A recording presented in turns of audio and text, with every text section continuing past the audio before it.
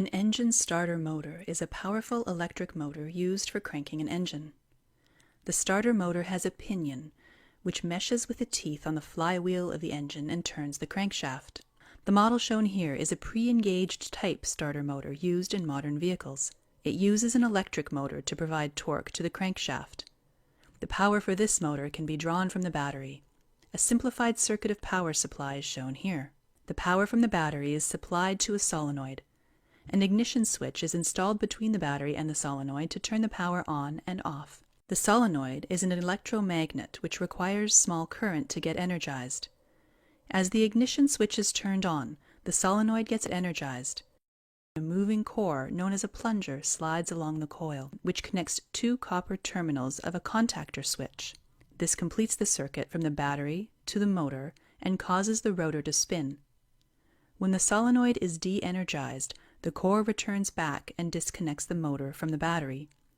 We may wonder why the solenoid and the contactor are used instead of directly connecting the battery to the motor and reducing the complexity. The reason behind not using this circuit is the high current demand of the motor. The motor is considerably powerful and demands heavy current for operation. To handle this current, the ignition switch needs to be unusually large. It also requires very thick wires running from the battery to the switch and then to the motor, which is technically inconvenient. This is why solenoid is used, which demands lower current for being energized. The solenoid has another crucial function. It helps to slide the pinion and engage it with a flywheel before the motor starts to spin. As the pinion slides towards the flywheel, it slightly rotates on its axis, as shown here. This rotation is achieved by using a helical spline. This rotation helps meshing the pinion with the flywheel more conveniently. As the pinion and flywheel is properly meshed, the contactor switch gets closed, and the motor spins. As we can observe that the pinion is considerably small compared to the flywheel, the gear ratio of the flywheel and pinion is generally from 15:1 to 20:1. The high torque obtained from this gear reduction is still insufficient to crank the engine. So, a planetary gear set is introduced to increase the torque further. Planetary gears are incredibly useful for large gear reductions with less weight and limited space. It consists of a sun gear, a ring gear, a carrier, and a set of planet gears.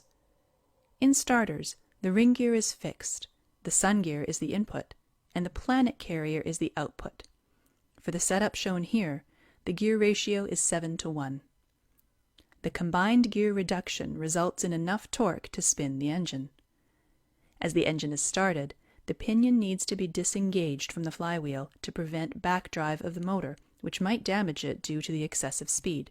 This is done by releasing the ignition switch, which de-energizes the solenoid, and the pinion returns back.